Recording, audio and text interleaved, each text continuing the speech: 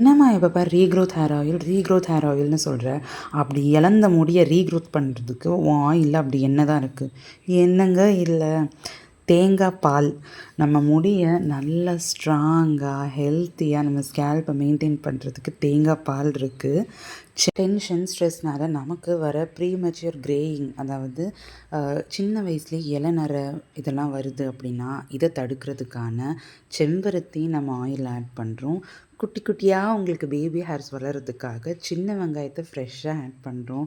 அப்புறம் வெந்தயத்தை நல்லா முளைக்கட்டி அதுக்கப்புறம் ஒரு ப்ராசஸ் பண்ணி அழகாக இன்னுமே ஆயிலில் அது நல்லா இறங்கணுன்றதுக்காக இன்ஃப்யூஷன் டெக்னிக்கில் வெந்தயத்தை ஆட் பண்ணுறோம்.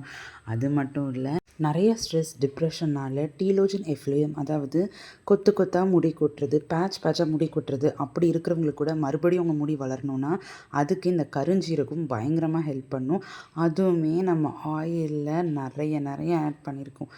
துளி கூட கெமிக்கல் ஆட் பண்ணாத நம்மளோட 100% ஆர்கானிக் ரீக்ரோத் ஹேர் ஆயிலை நீங்கள் இவ்வளோ நாள் ட்ரை பண்ணலனாலும் கண்டிப்பாக ட்ரை பண்ணி பாருங்கள். நீங்கள் ஒன்ஸ் ட்ரை பண்ணி பார்த்துட்டிங்கன்னா நீங்கள் அதுக்கப்புறம் வேறு ஆயில் வாங்கவே மாட்டீங்க.